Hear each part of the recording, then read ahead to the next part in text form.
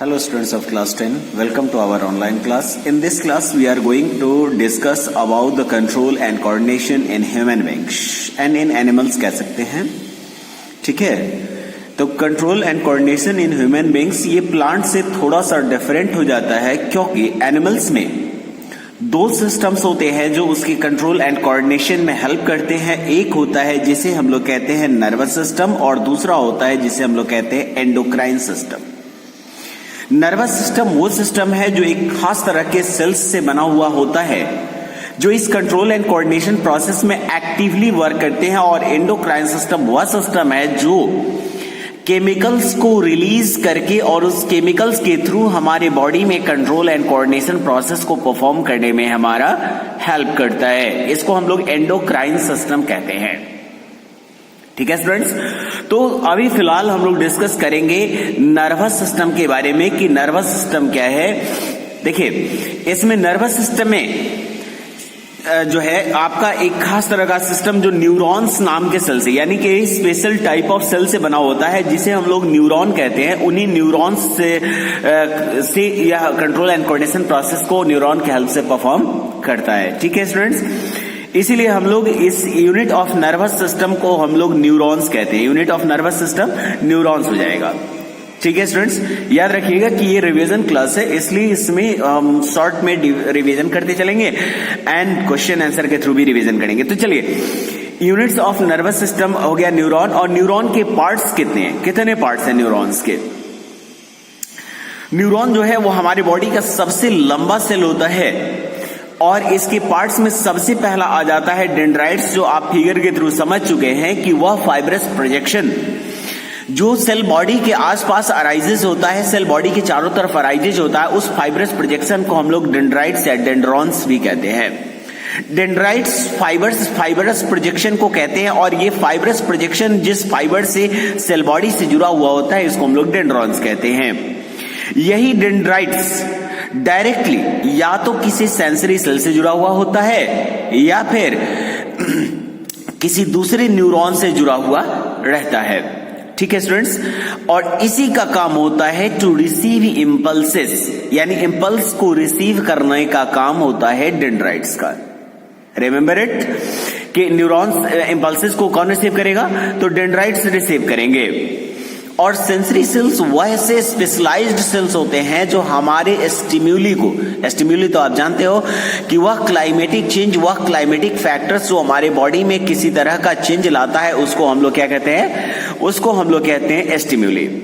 तो वह स्टिम्यूली के कांटेक्ट में आते हैं सेंसरी सेल्स में कोई चेंजेज आते हैं जिसको कि या इंपल्स कहता है या उसको इंपल्स को रिसीव करता है, ठीक है। वह उस इंपल्स को लेता है और दूसरे पार्ट को प्रोवाइड कर देता है जिसे हम लोग सेल बॉडी कहते हैं। सेल बॉडी है ना, सेल का, न्यूरॉन सेल का सबसे इंपॉर्टेंट पार्ट है जिसमें न्यूक्लियस और न्यूरोप्लाज्म होते हैं। न्यूक्लियस मेन पार्ट जो आप सेल में पढ़ चुके हैं, और न्यूरोप्लाज्म यानी कि जनरल सेल में जो साइटोप्लाज्म लिक्विड पार्ट होता है, जेलेसिस पार्ट होता है, उसको हम लोग साइटोप्लाज्म कहते हैं, और न्यूरॉन्स में जो होता है उसे हम लोग न्यूरोप्लाज्म कहते हैं।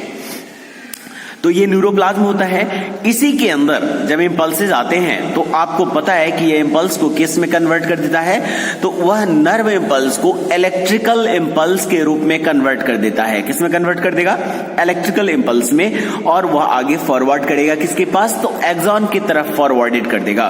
एक्सॉन एक थीन एंड फाइब्रस प्रोजेक्शन होता है जो काफी मतलब इलोंगेटेड होता है, और यह माइलिनेटेड शीथ से कवर्ड होता है। यह एक तरह का इंसुलेटिंग कवर होता है, ठीक है। अब कहता है कि इस माइलिनेटेड शीथ से यह कवर्ड होता है और इसके अंदर एक खास तरह का फाइब्रस प्रोजेक्शन होगा जिसे हम लोग मायोफाइब्रिल्स कहते हैं, ठीक है।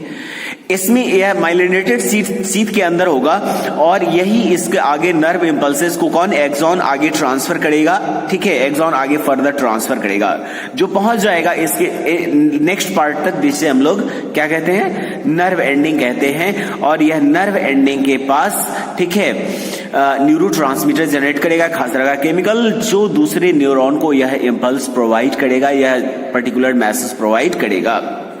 अब आगे बढ़ते हैं। आगे क्या है कि टाइप्स ऑफ न्यूरॉन्स, यानी हमारे बॉडी में न्यूरॉन्स कितने टाइप्स के होते हैं, तो हमारे बॉडी में 3 तरह के न्यूरॉन्स होते हैं, सेंसरी न्यूरॉन्स, मोटर न्यूरॉन्स और रिले न्यूरॉन्स। सेंसरी न्यूरॉन्स का फंक्शन होता है कि मतलब जो है सेंसरी न्यूरॉन्स जो है वह सेंसरी सेल्स से वह मैसेज को, सेंसरी न्यूरॉन्स जो हैं वह सेंसरी न्यूरॉन्स रिसीव करेंगे और उसको सेंट्रल नर्वस सिस्टम की तरफ मैसेज को फॉरवर्ड करेंगे। ठीक है, वह किधर फॉरवर्ड करेंगे, तो सेंसरी सेल्स से सीधा इसको मैसेज को रिसीव करके और फॉरवर्ड कर देते हैं सेंट्रल नर्वस सिस्टम की तरफ। मोटर न्यूरॉन्स क्या करेंगे, तो वह उसी सेंट्रल मतलब जो है सेंट्रल नर्वस से क्या करेंगे, सेंट्रल नर्वस सिस्टम से लेते हैं और उसको हमारे मसल सेल्स की तरफ फॉरवर्ड कर देते हैं मैसेज को। और रिले न्यूरॉन क्या करता है, तो ये रिले न्यूरॉन फॉर्म करता है सीएनएस को, यानी सेंट्रल नर्वस सिस्टम को फॉर्म करने वाला होता है रिले न्यूरॉन्स। चलिए, अब इसके बाद होता है कि एक न्यूरॉन और दूसरे न्यूरॉन के बीच गैप होता है ताकि वह मैसेज को वन वे ट्रांसमिट कर सके।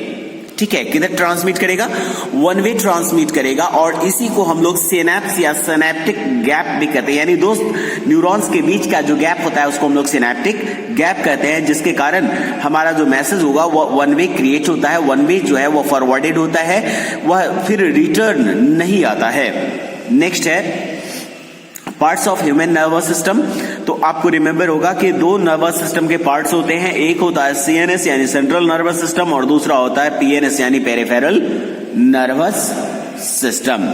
तो आपको जो है वह यहां तक रिवाइज करना है सेंट्रल नर्वस सिस्टम और पेरिफेरल नर्वस सिस्टम के बारे में, और रेस्ट ऑफ हम लोग नेक्स्ट पार्ट में रिवाइज करेंगे। Okay students, thank you.